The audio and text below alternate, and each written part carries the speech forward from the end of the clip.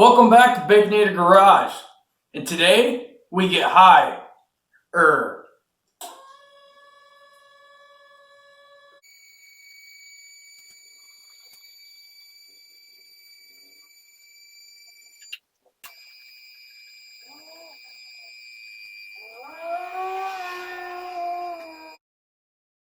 you guys might be wondering how I got that table to go up and down with a click of a button.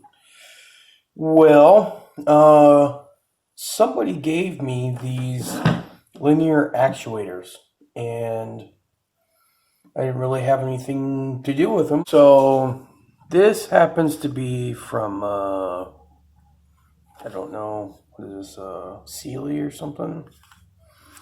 Anyway, they can actuate at the same time, but they actuate independently. And they're not very fast, but they do work. And they apply 1,000 Newton meters of force, and if Google's calculations are correct, then that's equal to, I think it was 737 foot-pounds. And I'm not 100% sure as to what that would equate as in weight. Dive on in, we're going to get into some welding and get this table built.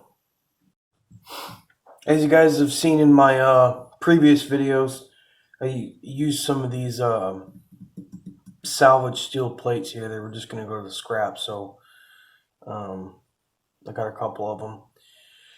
And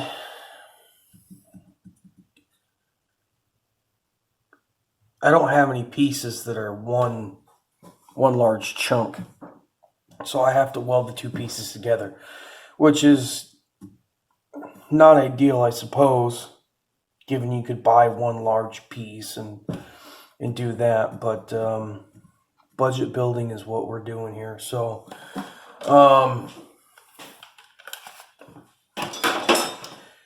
we're going to stitch it, and then we're going to build off of this. This is pretty flat. I checked with level, and checked with the straight edge, sorry. Checked with the straight edge, and they're pretty flat. And that's what we want. We're going to leave, I think we're pretty much going to leave them like this and then build our rack up. So I've got to clean these off, and we're going to stitch a couple inches here and there. We don't want the plate to warp. And this rib right here in the middle, basically, is going to be some added strength. So, not a lot of commentary on this video, guys. We're just going to dive in and film it and throw it all together. If there's anything else that I feel necessary to break down and explain as to why I'm doing it, I'll clue you guys in on that one. But other than that, we're just going to get started and we're going to start jamming out.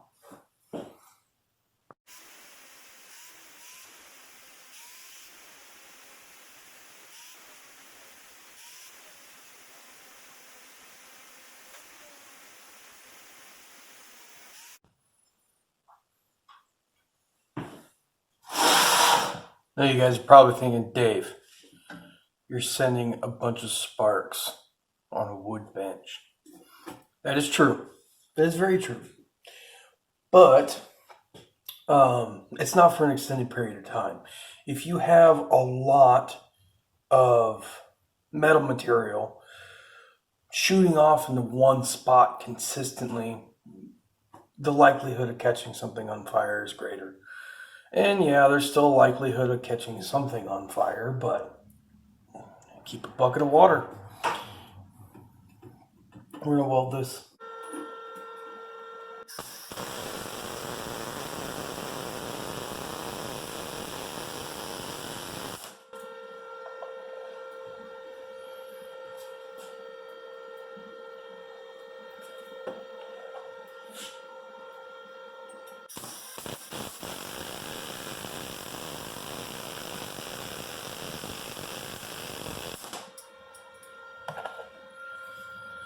Oh, God, just weld it a little more.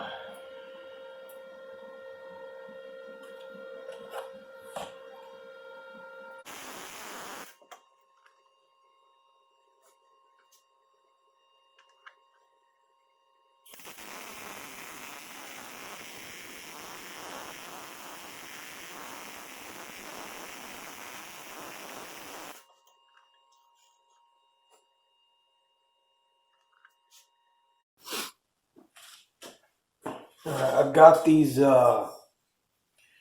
These were at one point in time, I believe, I got them from another guy, but slide up and down, and there's pins that go in here. Now, this isn't like a fixture table, you know. This is just a height adjustable workspace that I can weld stuff on and whatnot. That'll be pretty flat. I mean, it's not going to be, you know, within 2 thousandths flat, but we'll get it pretty darn flat.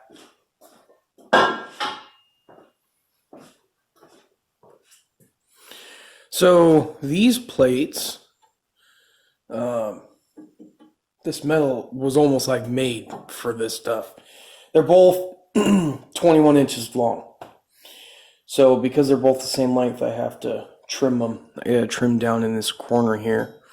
So all we're gonna do, because I want to leave this 90-degree lip, it adds rigidity to it.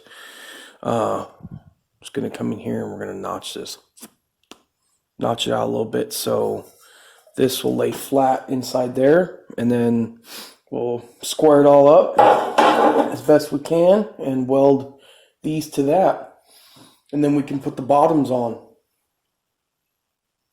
We'll go from there.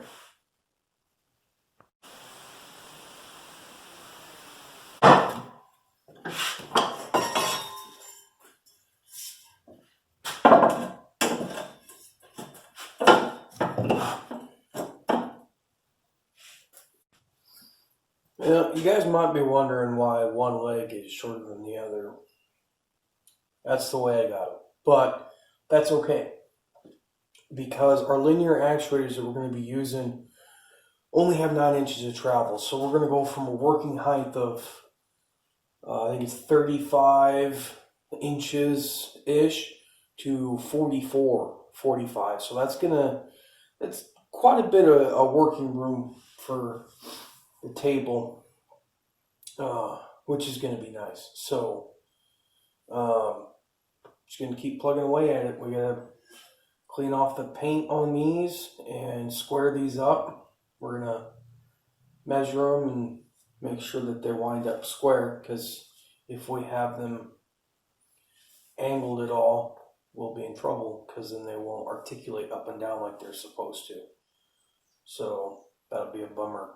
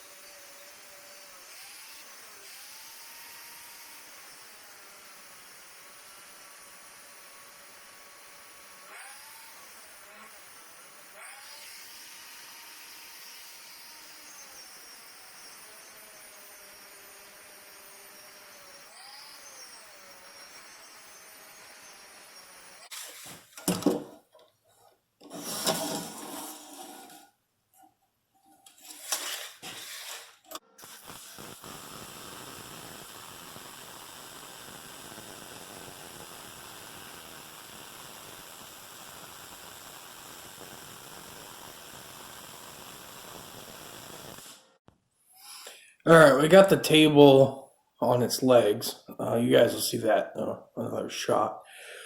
But I'm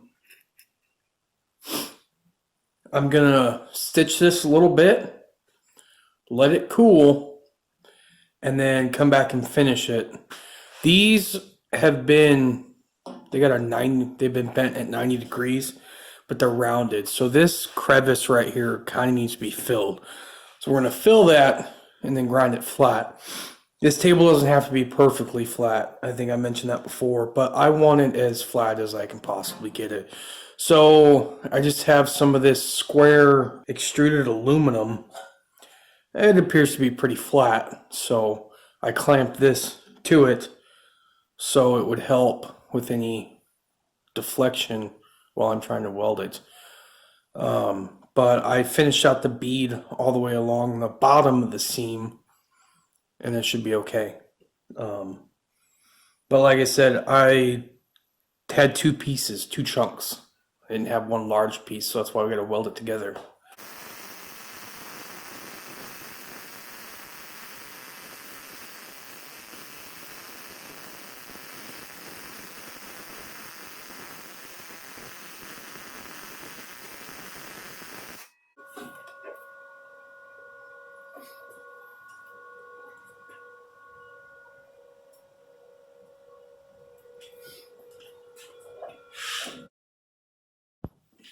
Alright, well, we got our two pieces welded together. We got our adjustable legs on here. And we need to do a couple cross pieces. These have some play in them because they have to, these slide up and down. So this exterior pipe is larger than the interior pipe.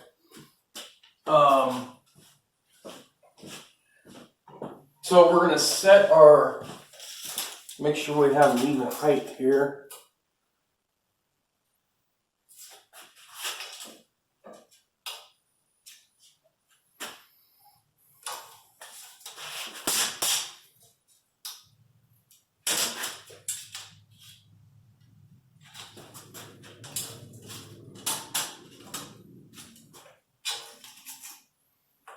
Alright, we're in the same hole all the way around. Well, we just need to measure out a couple cross pieces. We're just going to do a couple down here to start with.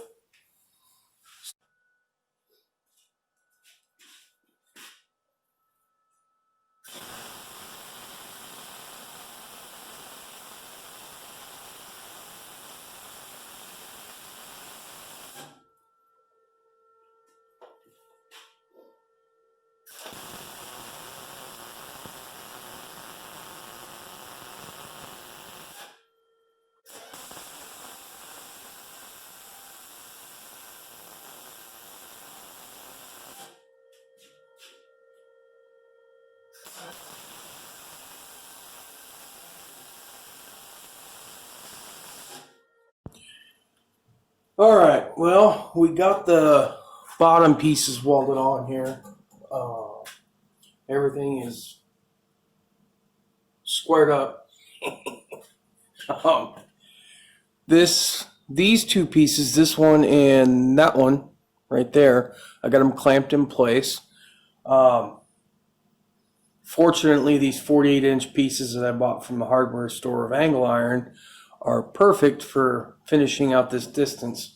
So these pieces right here are going to be where our linear actuators mount.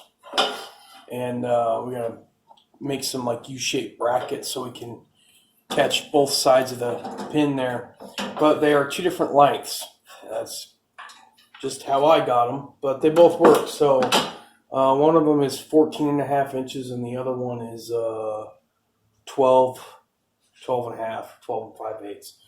But one has more throw over the other, but that'll be fine because we can control them independently. So we'll go ahead and get these stitched in place, work on our U-brackets, and then when everything's done, we'll go back through and finish up all of our welds. Alright, a little bit of change of plans from what we originally were trying to decide what we were putting there.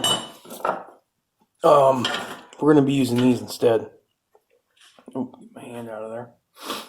I'll move the magnet.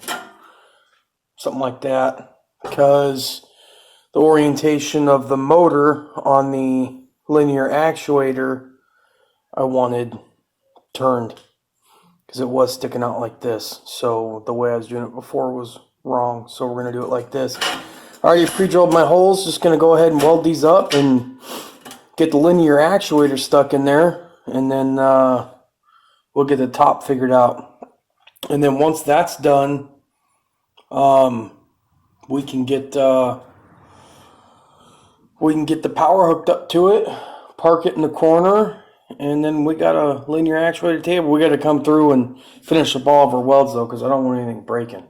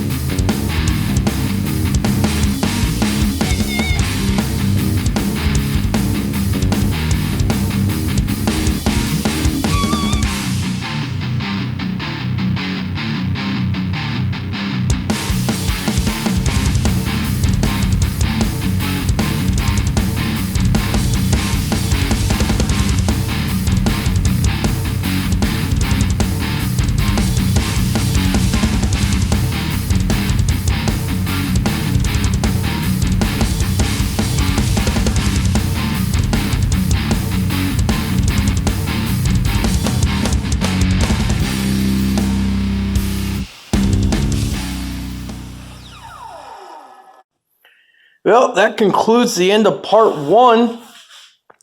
Next week, we'll show you guys the other half, and we'll get the rest of this buttoned up. We're going to get some paint on these weld seams. And remember, like, comment, subscribe. Thanks for watching. We'll see you next week on the second one.